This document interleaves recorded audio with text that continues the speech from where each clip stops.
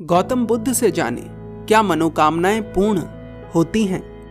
प्राचीन समय में एक मंदिर था जहां की मान्यता थी कि जो कोई भी उस मंदिर में सच्चे मन से कुछ मांगता था उसकी मनोकामना पूर्ण हो जाती थी। जैसा कि आज के समय में नीम करौली बाबा का मंदिर है।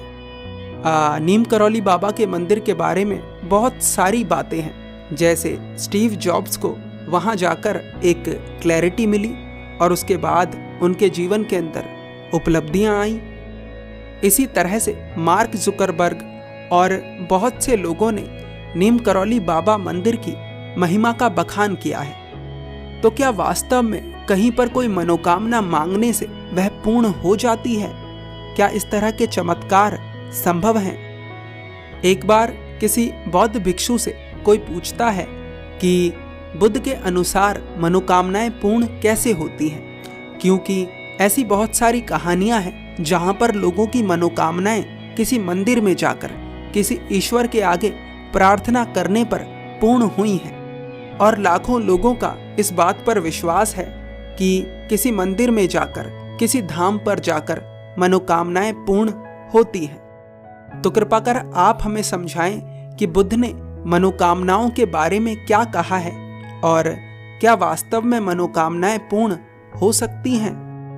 वे बौद्ध भिक्षु कहते हैं, मैं तुम्हें विस्तार से समझाता हूं, ध्यान से सुनो। एक लड़का था जिसे किसी लड़की से प्रेम हो जाता है। उन दोनों की जाति अलग अलग थी, इसीलिए उसे विवाह के बीच में बहुत सारी अड़चनें नजर आती हैं। वह लड़का किसी मंदिर में जाता है। वह मंदिर कोई साधारण मंदिर नहीं था, उस मंदिर का बहुत नाम था। वह लड़का उस मंदिर में जाकर ऐसी मनोकामना करता है कि उसका विवाह उसकी प्रेमिका से हो जाए। अपनी इच्छा प्रकट कर कर वह मंदिर से चला आता है और अपनी प्रेमिका के साथ खुशी खुशी जीवन व्यतीत करता रहता है। कुछ समय बाद उसकी प्रेमिका का रिश्ता कहीं और पक्का हो जाता है और उसकी प्रेमिका का उसके लिए प्रेम खत्म हो जाता है। अपनी प्रेमिका का व्यवहार देखकर वह लड़का बहुत चौंकता है और रोता हुआ मंदिर में जाता है और ईश्वर से कहता है कि हे प्रभु, उसने तो अपने रंग बदल लिए, कृपा कर आप मुझ पर दया करो। मेरी मनोकामना यह है कि मेरे मन से वह निकल जाए। अब मेरा तुमसे प्रश्न है कि उस लड़के की पहली मनोकामना सच्ची थी या दूसरी? जिस लड़के ने अपनी प्रेमिका को रो रो कर मांगा था, अब वह उसे रो रो कर भुलाना चाहता है। ऐसे बहुत सारे उदाहरण तुम देख सकते हो। उस लड़के ने किसी लड़की से प्रेम करा, उस समय उसने ईश्वर को नहीं पूछा। उस लड़के ने उस लड़की को अपना सब कुछ बना लिया, उस समय उसने ईश्वर से नहीं पूछा। फिर वह ईश्वर के पास गया जब उसे मुश्किलें नजर आई। उसके बाद वह लड़की अपना मन रखती थी, उसने कोई और रास्ता चुन लिया। जब रास्ता उसने बदल लिया तो लड़के को ऐसा लगा कि उसने उसके साथ गलत कर दिया। अब लड़का लड़की से नफरत करने लगा और अब वह उसे भुलाना चाहता है। बुद्ध कहते हैं, मनुष्य के दुखों का कारण है ऐसी इच्छाएं जो पूरी नहीं हो सकती। वह व्यक्ति उन बौद्ध भिक्षु से कहता है, परंतु ईश्वर तो उन मनोकामनाओं को पूर्ण कर सकता है, उन इच्छाओं को पूर्ण कर सकता है जिनको पूर्ण करने की क्षमता मनुष्य में ना हो। ऐसे बहुत सारे उदाहरण हैं।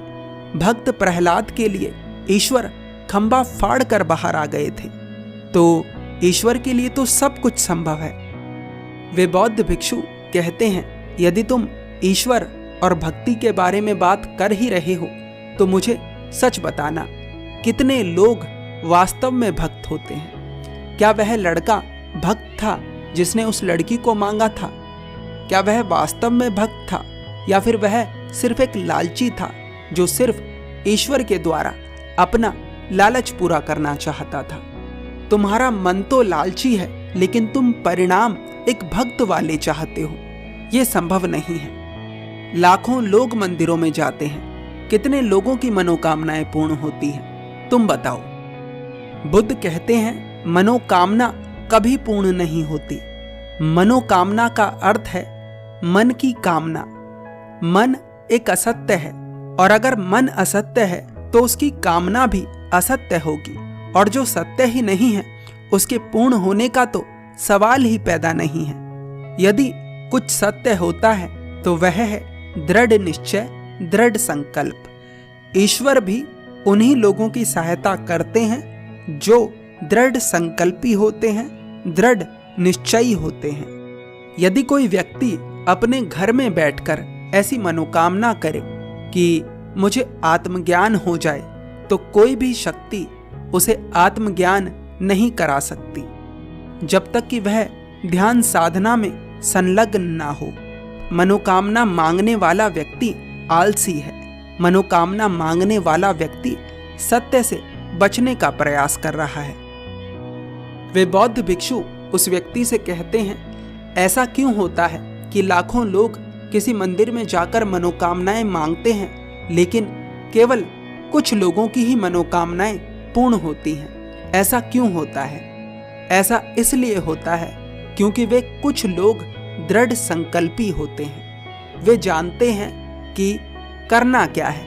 वे आलसी नहीं हैं, वे सत्य से बच नहीं रहे होते हैं। बुद्ध ने कहा है, इस जीवन में दुख है और इस दुख से मुक्ति का एक मार्ग है।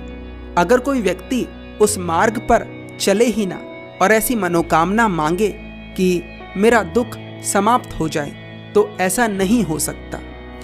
होता है किसी बिरला के साथ होता है जो वास्तव में भक्त है, पर भक्त की खासियत यह होती है कि वह ये मांगता ही नहीं कि उसका दुख समाप्त हो जाए।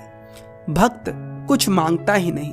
जो भक्त है उसकी सारी मांग समाप्त हो चुकी है, और तुम मांग रहे हो और सोच रहे हो कि ईश्वर तुम्हारी मनोकामनाएं पूर्ण करे क्योंकि तुम उसके भक्त हो।